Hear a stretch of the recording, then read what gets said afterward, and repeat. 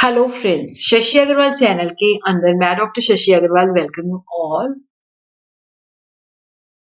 आज हम लोग करेंगे बहुत ही इम्पोर्टेंट टॉपिक जो कि हर बार एग्जाम के अंदर आता ही आता है, लॉ ऑफ डिमिनिशिंग मैग्नीट्यूड, जो कि बहुत ही इम्पोर्टेंट और सिग्निफिकेंट टॉपिक है।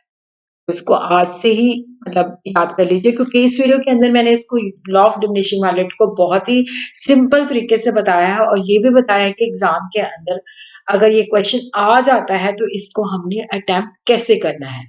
इसका इंग्लिश के अंदर लेक्चर जो है that is also available at my second channel, that is the Shashi Agrawal economics and law classes. उसी तरह जो बच्चे इसका हिंदी घटती सीमांत अभियोगिता का नियम जो है that is also available, even इसका पंजाबी के अंदर भी लेक्चर वहां पे अवेलेबल है। तो अगर आपको मेरा ये एफर्ट सही लगता है, क्योंकि हमारी कोशिश रहती है कि स्टूडेंट्स को हमने कहीं पे भी जो है उसकी एजुकेशन की जो जर्नी है उसको सिंप्लीफाई करना है। अगर आपको मेरा ये एफर्ट सही लगता है तो डू लाइक माय वीडियो, इसको शेयर कीजिए, कमेंट कीजिए और मेरे चैनल शशि अग्रवाल को सब्सक्राइब कीजिए। So this is my app Edusum app, जिसको आप गूगल प्ले स्टोर से डाउनलोड कर सकते हो। ये जो ऐप है economics, commerce and management students को काफी सारा फ्री स्टडी मटेरियल और काफी सारी फ्री मॉक टेस्ट प्रोवाइड करती है। उसी तरह काफी सारे structure courses, micro economics, principles of economics, business economics, managerial economics जो है that is also available at my app. अगर एग्जाम में क्वेश्चन आता है explain the law of diminishing magnitude की, लॉ ऑफ डिमिनिशिंग मैग्नीट्यूड की व्याख्या कीजिए, के अंदर हमने मीनिंग बताना है, डेफिनेशन, अजम्पशंस, एक्सप्लेनेशन के अंदर आपने टेबल बनाना है और टेबल को आपने समराइज करना है, फिर ग्राफ बनाना है, ग्राफ की समराइज करना है, फिर उसके बाद आपने कॉजेज ब्रीफली मेंशन कर देने हैं, एक्सेप्शन देनी है। क्योंकि यहाँ पे एक्सप्लेन कहा है तो क्रिटिसिज्म लिखने की आवश्यकता नहीं है, पर अगर डिस्कस कहा है तो डिस्कस के अंदर एक्सेप्शन के बाद हमने क्रिटिसिज्म देना है। सिग्निफिकेंस भी मैंने इस वीडियो के अंदर डाला है, सिग्निफिकेंस या एप्लीकेशन या एडवांटेजेस वो हमने तभी बताने हैं जब स्पेसिफिकली एग्जाम के अंदर पूछे जाते हैं। तो सबसे पहले हम अंडरस्टैंड करते हैं यूटिलिटी का मतलब क्या है। देखो, जो कमोडिटी है उसके अंदर हमारी जरूरत सेटिस्फाई करने की पावर होती है। Utility is the want satisfying power of the commodity. Utility का कंसेप्ट जो है सब्जेक्टिव है, डिफर करता है place to place, person to person, time to time. जैसे किसी को चाय पसंद है तो हो सकता है किसी को कॉफी पसंद हो। मार्जिनल यूटिलिटी का मतलब होता है कि जब हम एक और यूनिट कंज्यूम करते हैं तो उससे जो हमें एडिशनल यूटिलिटी मिलती है that is known as a marginal utility. तो total utility n unit minus total utility n minus one unit is called the marginal of n unit. अब हम देखते हैं कि लॉ ऑफ डिमिनिशिंग मैग्नीट्यूड, जिसको कॉजन्स first law भी कहा जाता है, तो ये एक फंडामेंटल लॉ है यूटिलिटी एनालिसिस का। ये हमें यूटिलिटी और क्वांटिटी ऑफ ए कमोडिटी के अंदर रिलेशनशिप को बताता है। देखो, ये सब जानते हैं, साइकोलॉजिकल फैक्ट है कि जैसे जैसे हमें एक कमोडिटीज के ज्यादा यूनिट एक पर्टिकुलर टाइम के अंदर कंज्यूम करते हैं तो जो हर एक सक्सेसिव यूनिट से हमें यूटिलिटी मिलती है वो कम होती जाती है। इसी को हम लॉ ऑफ डिमिनिशिंग मैग्नीट्यूड कहते हैं। जैसे मान लो मेरे पास व्हाइट शर्ट्स पहले ही बहुत ज्यादा है और मेरी एक फ्रेंड वो भी व्हाइट शर्ट गिफ्ट कर देती है, मेरी मदर भी व्हाइट शर्ट गिफ्ट कर देती है, मेरे हस्बैंड भी व्हाइट शर्ट गिफ्ट कर देते हैं, तो डेफिनेटली उससे मुझे यूटिलिटी नहीं मिलेगी, कम मिलेगी, क्योंकि व्हाइट चीजों का स्टॉक मेरे पास ऑलरेडी बहुत ज्यादा है। तो लॉ ऑफ डिमिनिशिंग को हम एवरीडे एक्सपीरियंस करते हैं।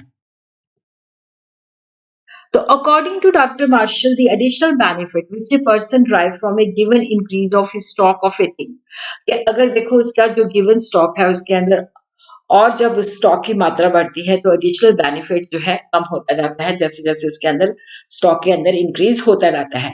The additional benefit which a person drive from A given increase of A stock of a thing diminishes with every increase in the stock that he already has. Professor Bolding says as a consumer increases the consumption of any one commodity, keeping constant the consumption of all of the commodity. कि जब वो एक commodity की consumption को बढ़ाते हैं दूसरी commodity की कंजम्पशन को कांस्टेंट रखते हैं, तो जिस कमोडिटी की कंजम्पशन को बढ़ाते हैं उससे मिलने वाली मार्जिनल यूटिलिटी कम होती जाती है। लॉ ऑफ डिमिनिशिंग माइनॉरिटी जो है इन अजम्पशंस के ऊपर बेस्ड है, ये इन मान्यताओं के ऊपर बेस्ड है कि यूटिलिटी को हम मेजर कर सकते हैं कार्डिनल नंबर्स। जैसे मैंने चाय पी है तो उससे मैं बता सकती हूँ कि मुझे कितनी यूटिलिटी मिली है। तो जैसे हम यूटिलिटी को ऐड कर सकते हैं, सब्ट्रैक्ट कर सकते हैं। मार्जिनल यूटिलिटी ऑफ मनी को यहाँ पे हम कांस्टेंट मानते हैं कि उसके अंदर कोई चेंज नहीं होती। Marginal utility of every commodity is independent. जैसे हमने ऑरेंज खाया है तो ऑरेंज से मिलने वाली मार्जिनल यूटिलिटी जो है एप्पल से मिलने वाली मार्जिनल यूटिलिटी को इफेक्ट नहीं करती। Every unit of the commodity being used is of the same quality और साइज। अगर मैं पानी पी रही हूँ तो ये नहीं है कि मैं चमचों से पानी पी रही हूँ। तो यहाँ पे मीन 1 ग्लास ऑफ वाटर, अगर मैं एप्पल कंज्यूम कर रही हूँ तो इसका मतलब नहीं है कि एप्पल के बाइट्स पूरा एप्पल। अगर मैं चपाती खा रही हूँ तो चपाती की बाइट्स नहीं, पूरी चपाती।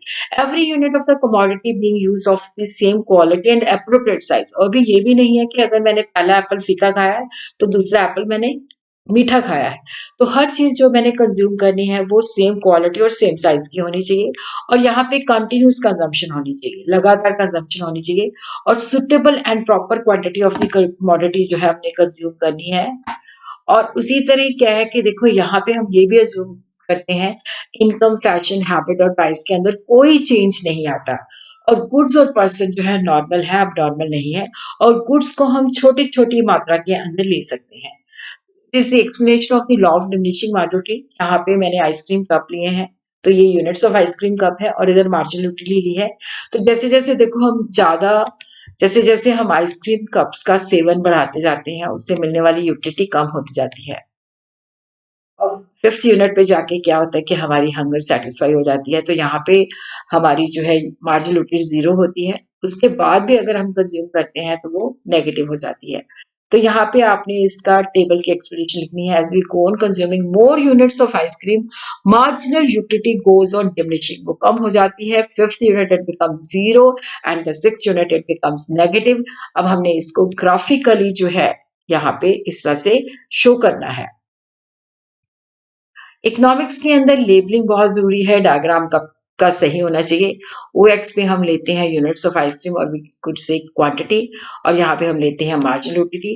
तो यहाँ पे 2, 4, 6, 8 और ये -2, और यहाँ पे हमने यूनिट्स ऑफ आइसक्रीम कप लिया है।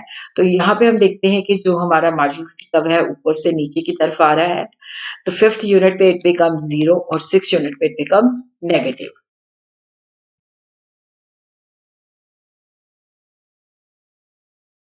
तो इस तरह से भी हम दिखा सकते हैं अगर हमारे पास टाइम नहीं होता।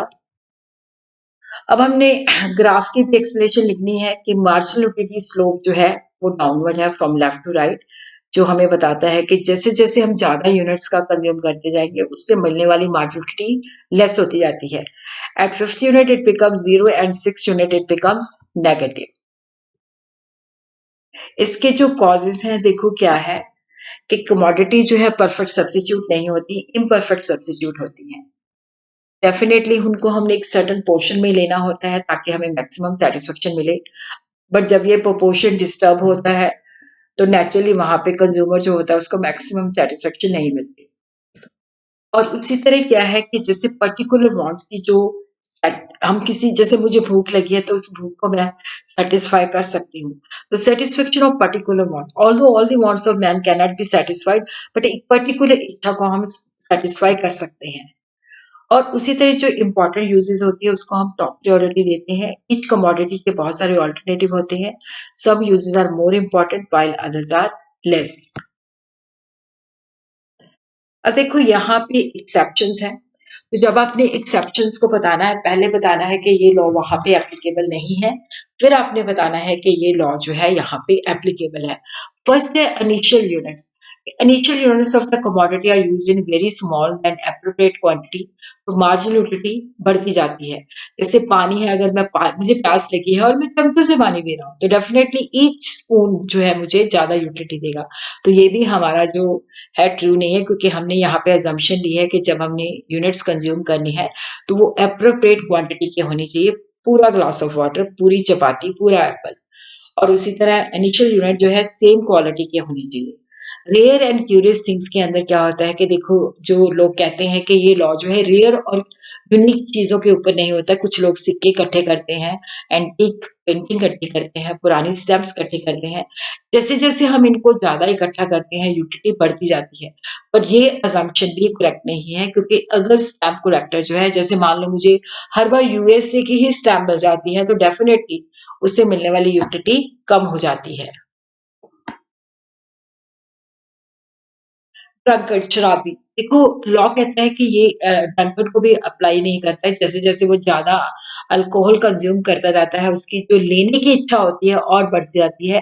But this exception is also not true, क्योंकि एक स्टेज आती है जहाँ पे वो अपनी सेंसेस लूज़ कर देता है, उसको वॉमिट लग जाती है।